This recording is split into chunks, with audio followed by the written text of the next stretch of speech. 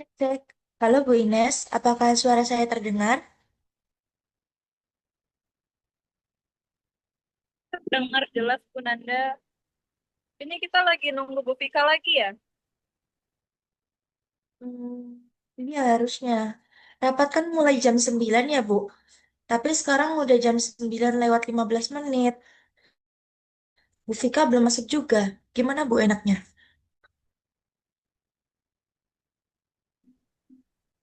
Bukan sekali dua kali sih beliau telat kayak gini. Padahal pembahasan rapat kita cukup penting ya Bu Nanda. Nah, justru itu Bu Ines. Kasus penyebaran screenshot siswa itu kan bukan hal kecil. Dan kita juga butuh semua guru untuk hadir. Apa mungkin bisa dimulai duluan dulu Bu Nanda? Hmm, Baik Bu Ines, kalau begitu kita mulai dulu saja ya. Nanti kalau Bu Fika masuk, saya ulang poin pentingnya. Baik Bu Nanda silakan.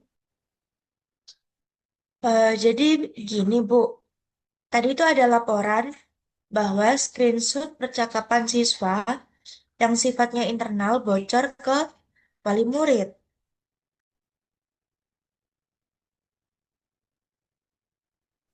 Saya juga dapat banyak laporan dari siswa sih Bu. Kayaknya mereka jadi merasa takut dan merasa seperti diawasi Bu.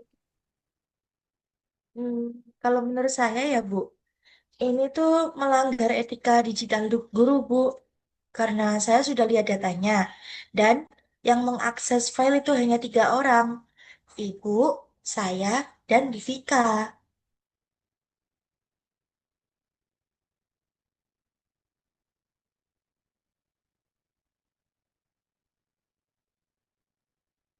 Bu Nanda sudah dapat data lengkapnya Bu. Sudah Ibu, tadi berdasarkan catatan waktu yang saya akses, ada yang mengirim file itu keluar ke grup. Bu Nanda sudah menghubungi siapa?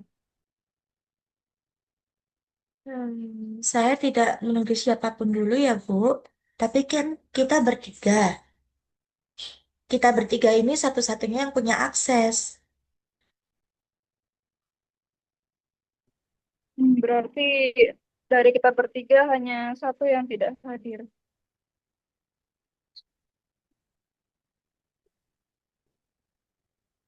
Nah, Assalamualaikum. Aduh, maaf banget, Bu. Sinyalnya parah banget tadi. Oh ya, rapatnya sudah mulai ya? Waalaikumsalam Vika. Iya Ibu, kami sudah mulai duluan karena topiknya mendesak. Syukur deh kalau udah bisa bergabung, Bu Tika. Iya, Bu. Saya benar-benar minta maaf. Sekarang sedang bahas apa ya, Bu, kalau boleh tahu?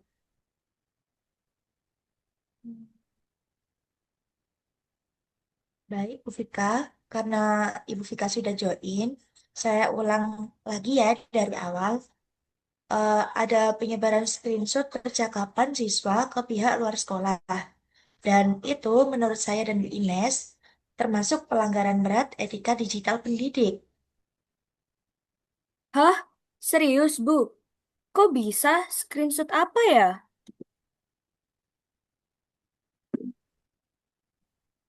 Dan itu hanya bisa diakses oleh tiga orang, Iya, yaitu Bu. kita. Tapi maksudnya kok bisa langsung mengarah ke...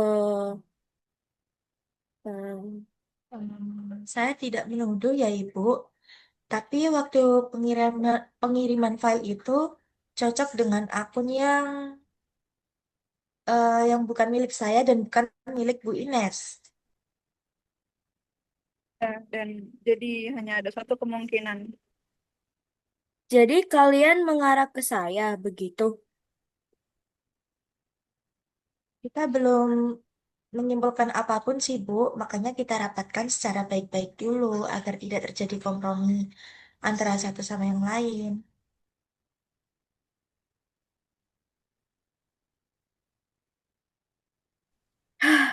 Betul, belum memulai melangkah ke tahap selanjutnya. Baik, Kita bahas setelah jeda 10 kalau menit, Bu ya. Saya perlu verifikasi dokumen dulu. gitu ya, Bu. Oke deh, Bu. Kalau gitu nanti kita bahas lagi ya. Sebelumnya maaf tadi saya terlambat join Zoom karena sinyal di sini agak jelek. Iya, nggak apa-apa, Bu Vika. Baik, saya akhiri rapatnya ya, Bu Ibu. Terima kasih. Terima kasih Bu Nanda, Bu Tito. Terima kasih Bu Nanda, Bu Ines.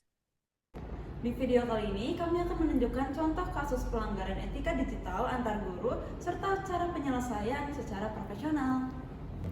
Di era digital, guru bukan hanya menjaga etika di ruang kelas, tapi juga di sosmed.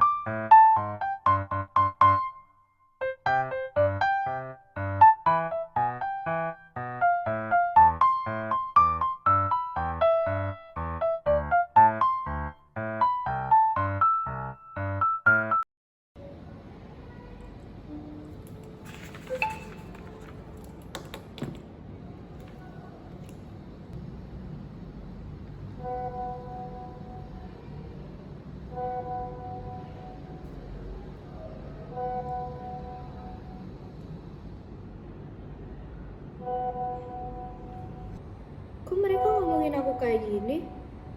Wah, nggak bener sih.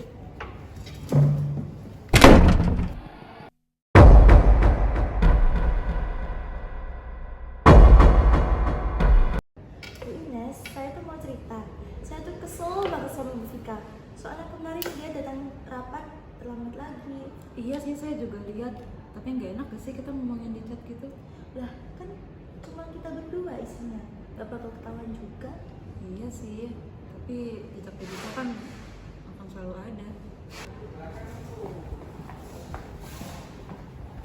Aduh, Bu Vika ini saya banget terlambat. Kenapa ya, Bu? Bu Ines, beneran dah aku mau ngomong. Ini aku baca chat kalian nih. Apa kalian nggak salah kirim grup? Maaf ya Bu Vika, kami nggak berniat menyinggung kok.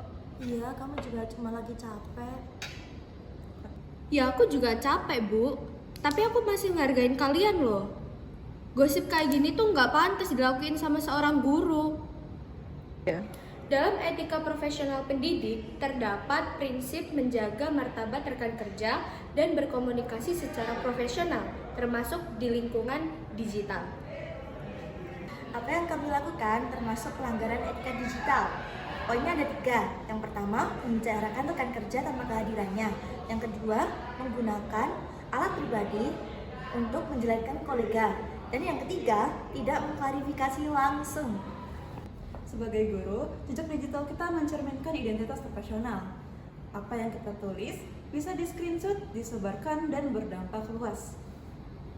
Aku harap kita bisa berkomunikasi lebih baik lagi ya ke depannya, Bu Nanda, Bu Ines. Kita kan rekan kerja. Jadi kalau misalkan aku ada salah atau aku sering telat, aku minta maaf. Tapi aku harap ke depannya kita bisa ngomongin ini secara langsung tanpa harus ngomong di belakang. Sebelumnya, kami juga mohon maaf ya Bu Vika, karena telah ngobrolin di belakang Bu Vika. Kami akan usahakan ngobrol secara langsung di depan Bu Vika. Ya Bu Nanda. Iya Bu Vika, aku juga salah. Seharusnya kita kan sebagai guru menjadi contoh etika digital untuk murid-murid. Setuju. Kita sebagai guru harus bisa memberi contoh untuk murid-murid. Jadi ke depannya kalau ada apa-apa kita harus saling mengingatkan dengan cara yang baik ya Bu Ines, Bu Nanda. Iya Bu Vika. Konflik digital bisa terjadi kapan saja, bahkan antar guru.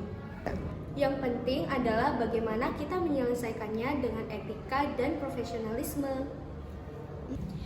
Jangan pernah meremehkan efek satu pesan digital, bisa jadi besar dan merusak hubungan kerja. Oke.